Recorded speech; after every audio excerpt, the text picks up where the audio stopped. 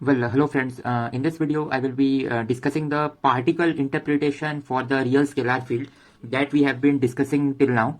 So the real scalar field or the Klein-Gordon field, we have seen that using the canonical quantization, we can say that the field, the classical field, which had infinite degrees of freedom, is now an operator written in terms of something called as a mode expansion, Fourier mode expansion, where these AP and AP dagger are the creating annihilating operators. Similarly, we saw that pi of x, which had a definition of del L over del phi dot, that which is equal to phi dot for a Lagrangian, that is the Lagrangian of Klein-Gordon, that is half del mu phi square minus m square phi square. So for such a Lagrangian, this gives us the phi dot, that is the time derivative, and you can perform a time derivative to finally get the pi of x. So these two are the operators, the field operators and the conjugate momenta. Now in the previous video we have derived the Hamiltonian. We have understood that the form of Hamiltonian follows from the energy momentum tensor T mu nu, and we saw that the T00 component was the Hamiltonian and T0I was the momentum. They were the conserved charges corresponding to the time translation and the space translation. And the momentum can be written, the 4 momentum, by combining the Hamiltonian as well as the momentum operators in XYZ direction. So P0, so P0 is the Hamiltonian. So the 4 momentum can be written. So here I have written the P0 part, the mu equal to 0, as the Hamiltonian here. And in a more general sense, the P mu is written in this form, where mu stands for the zeroth component is the omega p and the other component is the 3 vector momentum. But now these all are field operators, but what is the particle interpretation, that we will see at this particular video. So what for the particle interpretation, we say, or we postulate or define existence of a vacuum state. This vacuum state may or may not be the lowest state, the state with the lowest energy. Can be something different. In interaction field theory, this vacuum state will not be same as the state that has the lowest energy, but in free field theory, this vacuum state is the state with the lowest energy, such that acting with a annihilating operator on this vacuum state gives us the 0. So here this 0, so this state 0 that I have written, it belongs to a Hilbert space. This 0 also belongs to the Hilbert space, but this 0 is the 0 vector of the Hilbert space, which is the additive identity. But this 0 is a different state. I could have written this 0 as some phi also. But once we define this vacuum state, we have this definition of the vacuum state. And now let's try to utilize this definition. So first thing is the Hamiltonian acting on this 0 state. So Hamiltonian operator is this quantity, and it acting on the 0 state will pick AP from here and 0 here, and they will annihilate to give 0 here. So that means the energy of the 0 state is actually 0, because you can in this case write it as 0 times 0. Now the second point is that the Hamiltonian, now let's take a state of this form. Let's try to act the Hamiltonian on this state. So when the Hamiltonian will act on this state, here we will utilize. So here you see we have a chain of dagger operators or the creating and annihilating operators. What is important is that the commutator relations will prove useful to shift the creating and the annihilating operators.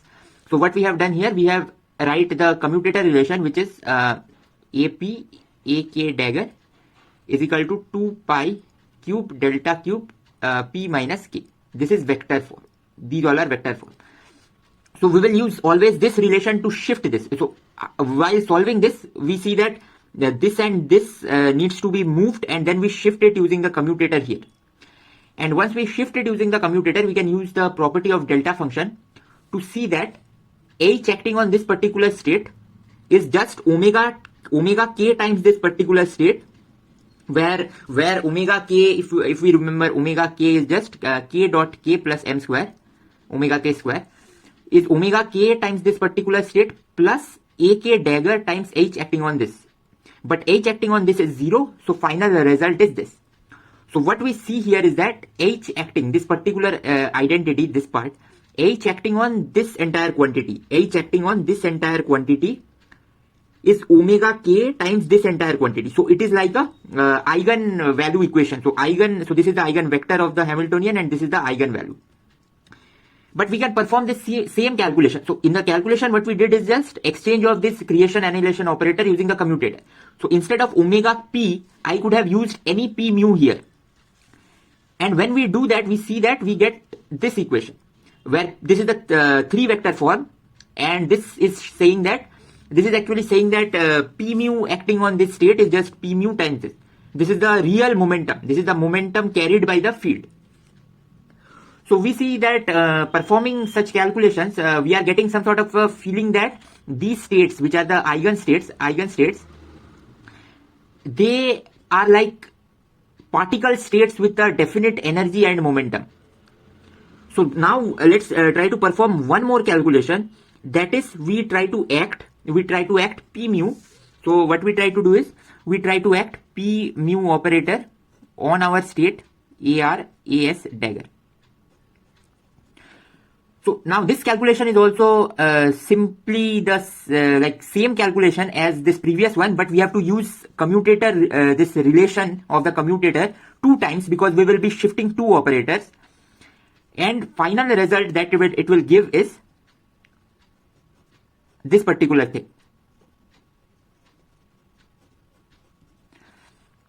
So this means that this is also an eigen state with this particular momentum and position variables. So now, so the energy part of this state for P0, mu equal to 0, will simply be omega r plus omega s. And the 3 momentum part will simply be r vector plus s vector. So you see, we are getting definite momentum and energies. And now this gives a feeling that this is a 2 particle state. Because you see, the momentum is vectorially getting added and the energy is also simply getting added. So with this, we state our interpretation that such a state, this is a single particle state. This is like on the vacuum, we act with creating operators and we create a single particle state. We act with another creating operator and we again create a second single particle state. But now you see, there is a ambiguity. So AK dagger, AR dagger acting on 0, because dagger operators with different k, the dagger operators commute with themselves, I can write it as AR dagger, AK dagger acting on 0.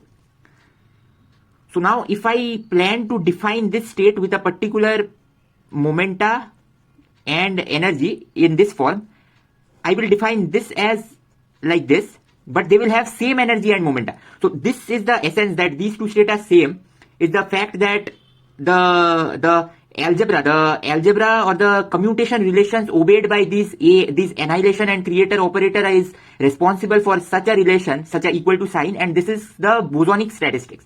These states are bosonic states. So you see, our scalar field theory is giving rise to n particle states by continuously acting with creating operators, and these states follow both statistics. So with this, we see that suppose suppose you want to write this kind of a state.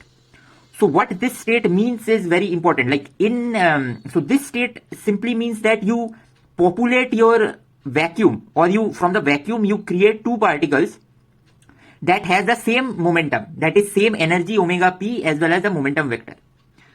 So now suppose now we ask, what is this particular state where I have a annihilating operator acting. So simply asking this question is a easy task by directly acting the operator on this state.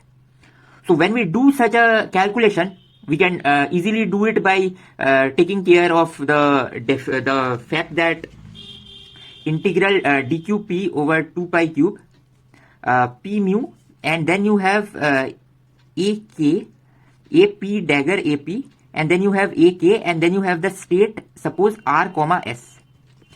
Like in this case, RS state. So now what you can do is, you can try to move this state again past these operators by using, so you see, this first state, these 2 will commute, so you will get AP dagger AK. Now to move the K to the left side, you have to use again the commutator relation, but here you will get a minus sign. So in that sense, you will see that it is giving the minus sign here that you see here. So we see that this is also a eigen state but the eigenvalue has changed. So the energy has reduced and the momentum also has reduced. Energy reduced by the scalar factor of omega k and momentum by the vector factor of k. So this means that using the annihilation operator we can get again states which are eigenstates. So these kind of states are what we call the Fock state. And these are the Fock space. We are creating a Fock space. What does it mean is that you can act with all possible creation operators in all possible way, and you can create particles. Like this state that you see here, r minus k and s, it can be created by acting with the creation operator a r minus k with a dagger and a s. So all possible kind of creation operator can act and it can span your entire Hilbert space. So starting from the vacuum, you can act with all possible creation operators in all possible way, and you can span the entire Hilbert space that you have. So this is the notion of this state spaces. And some important operator is this number operator that you see, which is similar to the Hamiltonian, but the omega p is set to 1 if you see. So the Hamiltonian of the output of the Hamiltonian of this particular state is omega 1 plus omega 2 up to omega n. But omega, if it is fixed to 1, we can say that this number operator is counting the number of particles. So this is the number operator for counting the number of particles. We can check the commutation relation of the number operator. Similarly, by utilizing the commutation relation of creation annihilation operators. And so with this we have understood the fact that how different particles are popping into existence from the vacuum. So we can perform similar calculations, like if we try to find the interpretation of what is the field operator acting on the vacuum does. You see, it has an important interpretation in the sense that the field operator, if you set t equal to 0, phi of x, it will be given as d cube p over 2 pi cube 1 over root 2 omega p, and here you will have ap e power I p dot x, where this is the 3 vector dot product, plus ap dagger e power minus I p dot x. But now if we act with 0 from this side, you see ap will kill this 0, so this term goes. What you will be left with, integral d cube p over 2 pi cube 1 over root 2 omega p, and then you can just have this e power minus I p dot x, and then you have p.